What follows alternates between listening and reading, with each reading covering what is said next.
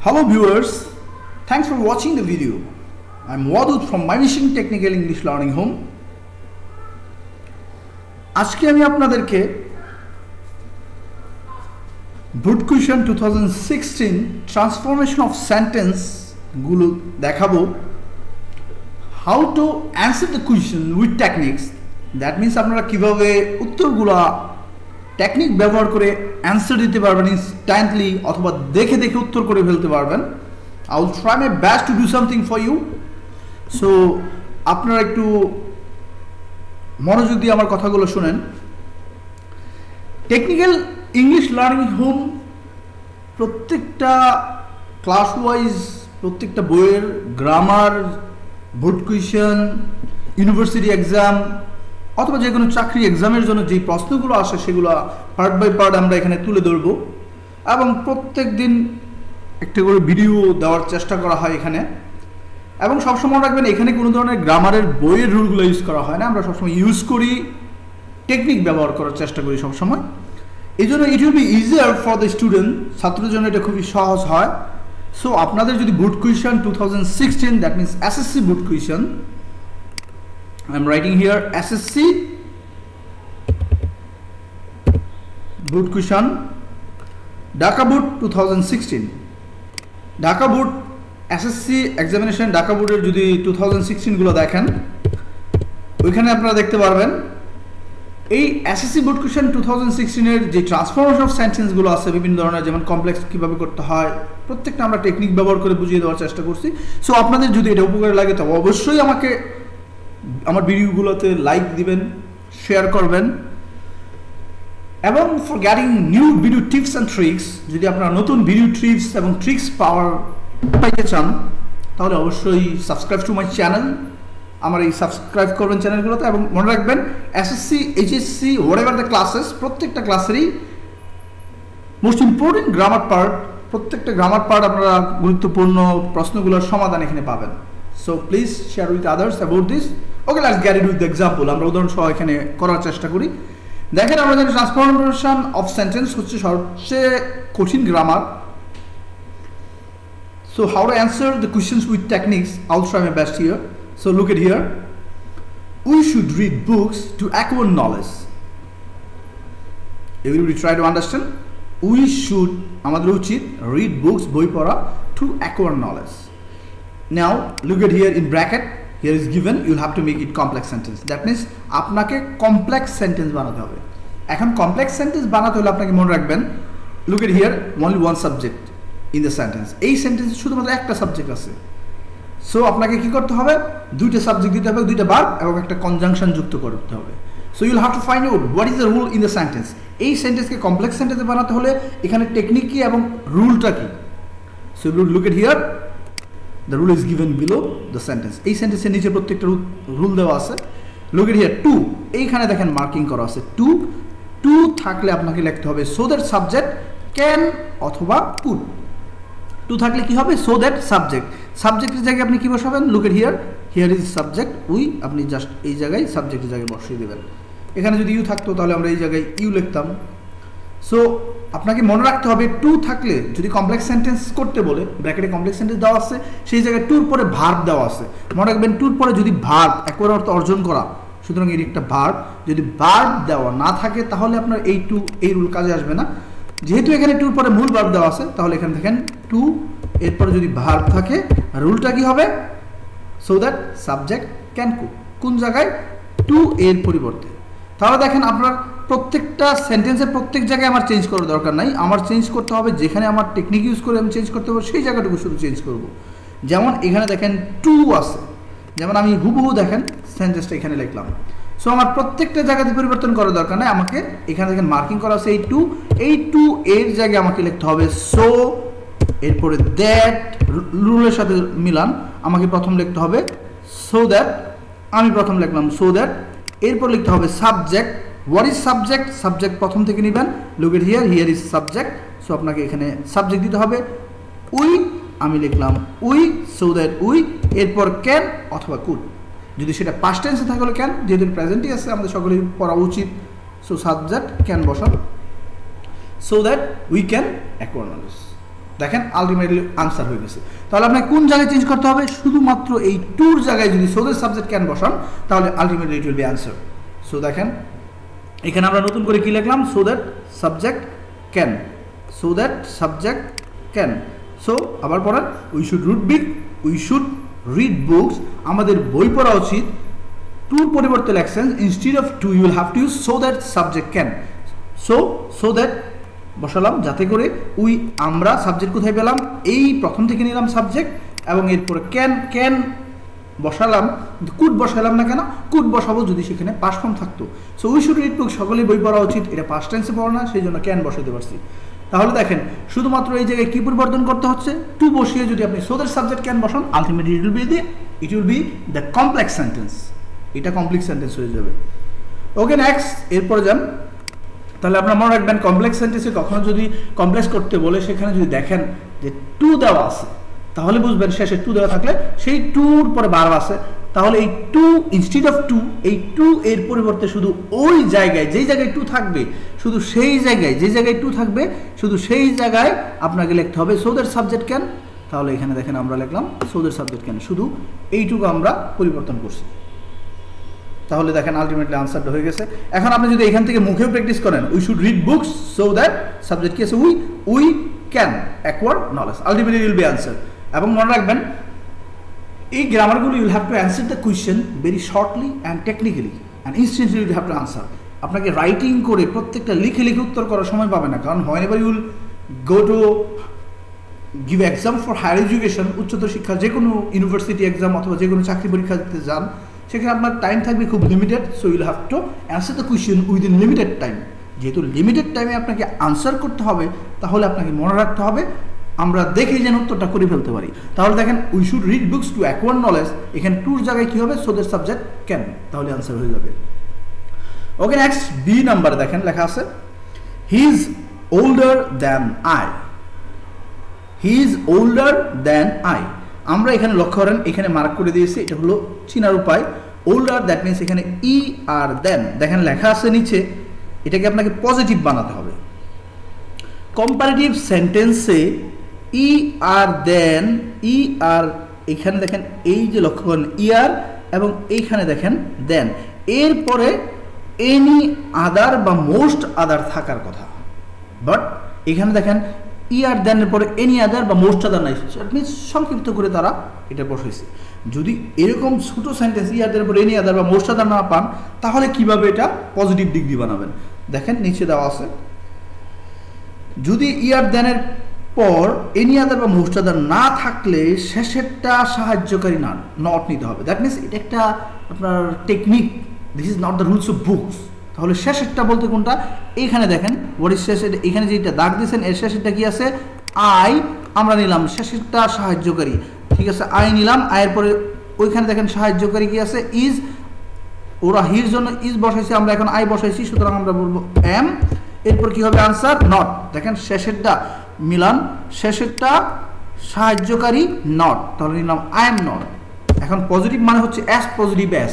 এখন what is the positive here? এখানে positive কোনটা? দেখেন যেটার সাথে ইয়ার দেওয়া আছে, ইয়ার মানে বুঝতে পারবেন এটা কম্পারেটিভ, জাস্ট একটা আমরা আইডিয়া ধরে নিয়েছি।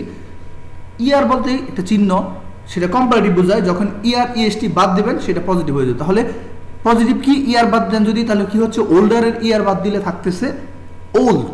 সুতরাং আপনাকে রুলটার সাথে মিলান, প্রথমে শেষেরটা সাহায্যকারী নট, আপনি নিয়েছেন শেষের আই, সাহায্যকারী নিয়েছেন এম, এরপর নট নিয়েছেন, তাহলে এটুকু করছেন। এরপরে কি? শেষেরটা সাহায্য নট, পজিটিভ সমান অ্যাস পজিটিভ, যেহেতু পজিটিভ বানাতে বলছে আপনাকে অ্যাস পজিটিভ, অ্যাস নিতে হবে অ্যাস। এখানে পজিটিভ কি পাইছেন? লোকের হিয়ার, ইয়ার যদি বাদ দেন তাহলে পজিটিভ কি থাকে? ওল্ড, তাহলে আপনাকে নিতে হবে অ্যাস ওল্ড অ্যাজ প্রথমটা কি আছে? হি। তাহলে দেখেন I am not as old as he.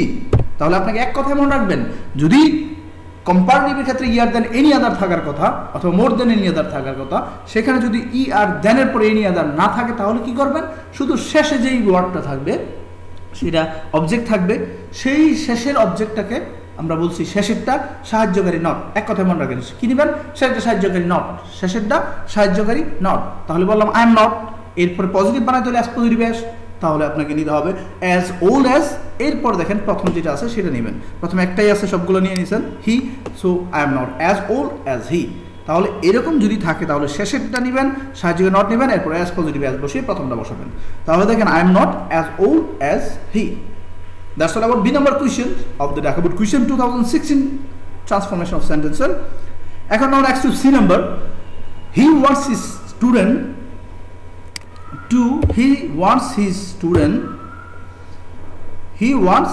students to be a good citizen.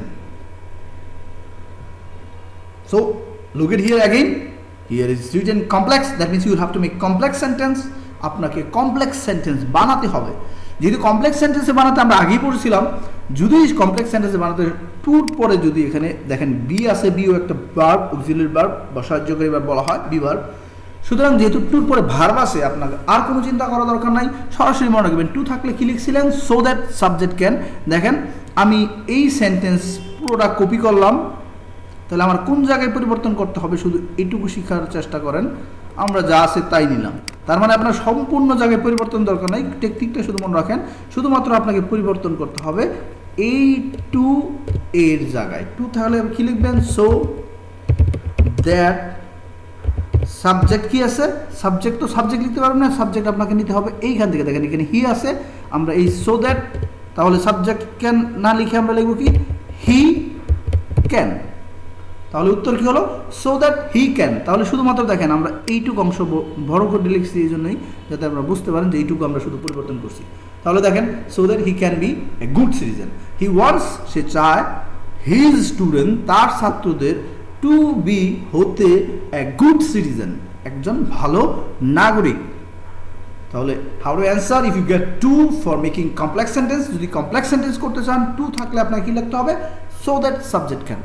Okay, now next to the D number, he leaves no stone unturned to teach them.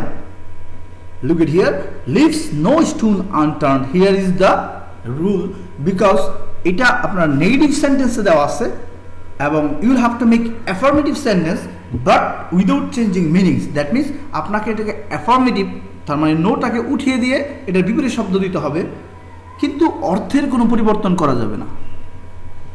যেমন আমি সেখানে যাই না, যদি এরকম করেন, সেটা যদি আপনার আমি সবসময় সেখানে যাই না, তাহলে সেখানে আপনি লিখতে পারবেন যে আমি রিয়েলি সেখানে যাই, খুব কম যাই, এইভাবে, কিন্তু অর্থের পরিবর্তন করা যাবে না। তাহলে দেখেন leaves no stone unturned, if you want to make negative to affirmative, এই লিভস নো স্টোন আনটার্ন এটা একটা প্রবাদ প্রবচনের মতো, যে কোনো আনটার্ন, চেষ্টার কোনো ত্রুটি রাখে নাই, তার মানে সে সর্বোচ্চ চেষ্টা করছিল। সো এই leaves no stone, look at here below, এখানে নিচে দেখেন লিভস নো স্টোন আনটার্ন, এর অ্যাফার্মেটিভ ফর্ম হচ্ছে ট্রাইস হিজ বেস্ট, চেষ্টার কোনো ত্রুটি না রাখা, এটার অর্থ হচ্ছে লিভস নো স্টোন আনটার্ন। আর এখানে তো চেষ্টার কোনো ত্রুটি না রাখা, যেহেতু না বাদ দিতে হবে, তাহলে সে সর্বোচ্চ চেষ্টা করছিল, এটাই লেখা হয়েছে ট্রাইস হিজ বেস্ট। তাহলে দেখেন আমি পরিবর্তন করব কোন জায়গায়, শুধুমাত্র যেই জায়গাটা আমার চেঞ্জ আছে সেই জায়গাটা পরিবর্তন করবো। দেখেন আমি হুবহু কপি করলাম এখানে, so where you'll have to change, just you'll have to change এইখানে। সো আমি এখানে leaves no stone unturned, look at here, leaves no stone unturned equal to tries his best, that means you will have to give the opposite word, that means antonym you will have to give. So leaves no stone unturned, এটার affirmative হচ্ছে tries his best। তাহলে আপনারা দেখেন যেই জায়গা থেকে ছিল আমরা শুধু এখানে লিখব tries his best। That's all about the answer. So আমরা কোন জায়গায় শুধু পরিবর্তন করলাম, leaves no stone unturned এর জায়গায় শুধুমাত্র আমাদেরকে লিখতে হয়েছে tries his best. Okay, that's all about the answer. He tries his best to teach them. Now next to the E number, this will be the last for the video because আমরা একটা বুট কোশ্চেনে 10টা করে প্রশ্ন থাকে, আমরা প্রত্যেকটার 5টা করে দিব এবং আর 5টা পার্ট 2 তে দিয়ে দিব, কারণ লঙ্গার ভিডিও হলে it's become so boring. So আপনারা পরবর্তী আরও 5টা পাবেন, যেটা F থেকে শুরু হয়ে যে পর্যন্ত থাকবে। সো ওই ভিডিওগুলো অবশ্যই দেখবেন যদি বোর্ড কোয়েশ্চেন টোটাল কমপ্লিট করতে চান। ওকে, দেখেন এখানে লেখা আছে হি becomes very happy when the student achieve good result in public examination, he becomes very happy, সে খুবই খুশি হয়। when the student achieve, যখন স্টুডেন্টরা অ্যাচিভ করে, অর্জন করে good result in public examination, সরকারি পরীক্ষায়। Okay, you have to make it exclamatory. So what is the system of making exclamatory sentence? There are a lot of rules given in the books, বইয়ের মধ্যে অনেক rule দেওয়া আছে, but that is so tough and most of the time we cannot understand. So আমি এখানে দেখি শুধু technique দিয়ে কিভাবে সরাসরি দেখে উত্তর করে ফেলবেন। I will try my best to do something for this. So এখানে লক্ষ্য করেন, how থাকলে বেরি হবে, what এ থাকলে এ বেরি হবে। সো আপনি দেখেন এটা যদি বেরি থাকে হাউ লিখবেন, হাউ থাকলে বেরি থাকবেন। যেহেতু আপনারা দেখেন হাউ থাকলে বেরি হবে, যেহেতু এখানে বেরি আছে, সুতরাং এই হাউ থাকলে যদি বেরি হয় তাহলে বেরি থাকলে হাউ হবে। যেহেতু এখানে আমরা মার্ক করছি বেরি পাইছি, এটাকে যদি আমরা এক্সক্লেমেটরি করতে বলেন তাহলে দেখেন বেরির জায়গায় আপনাকে লিখতে হবে হাউ, এরপরে পরে যে শব্দটা আছে সেটা লিখে, যেহেতু পরবর্তীতে অনেক বড় সেন্টেন্স এটা পরেই রাখবেন, শুধু আমরা এইটুকু কাজ নিব। হাউ দেখেন বেরির জায়গায় কি হবে, বেরি সমান সমান কি আছে হাউ, সো বলবেন হাউ হ্যাপি। এখন প্রথম থেকে পুরো বাক্যটা লিখে ফেলবেন, তাহলে আনসার হবে। সুতরাং আপনারা দেখেন আমরা কিভাবে উত্তর লিখি। আমরা প্রথম বেরি পরিবর্তে লিখলাম হাউ, এরপরে পরবর্তী শব্দ যদি অনেক লম্বা না হয়ে থাকে, শুধু শর্ট থাকতো তাহলে শুধু পুরো বাক্যটাই লিখতাম, যেহেতু আছে তাহলে আমরা উত্তরটা দেখে দেখে কীভাবে দেবো। বেরি থেকে হাউ বলে হাউ হ্যাপি, প্রথম থেকে সবটা বলেন। তার মানে যেই বেরি থাকবো সেখানে হাউ বসিয়ে পরে শব্দটা লিখে প্রথম থেকে সবটুকু বাকি সবটুকু লিখবেন। তাহলে দেখেন how happy he becomes, how happy he becomes when, পরে বাকি যে অংশটুকু এই অংশটুকু দেখেন হি বিকামস when, পরে যে বাক্যটুকু আছে পুরোটুকু লিখবেন। তাহলে দেখেন when the students achieve good result in public examination. তাহলে এখানে দেখেন বাক্যটা দেখতে অনেক বড় মনে হলো, but answer is very simple. শুধুমাত্র মনে রাখবেন এই যে যেখানে বেরি পাবেন সেখানে মার্ক করবেন, অথবা হাউ পাইলে সেখানে মার্ক করবেন। যেহেতু আমরা এখানে বেরি পাইছি, বেরি সমান সমান দেখেন হাউ থাকলে বেরি হয়, বেরি থাকলে হাউ হবে। যদি আপনি কমপ্লেক্স সেন্টেন্স করতেছেন, বেরির জায়গায় শুধু হাউ বলে পরে শব্দটা বলবেন হাউ হ্যাপি।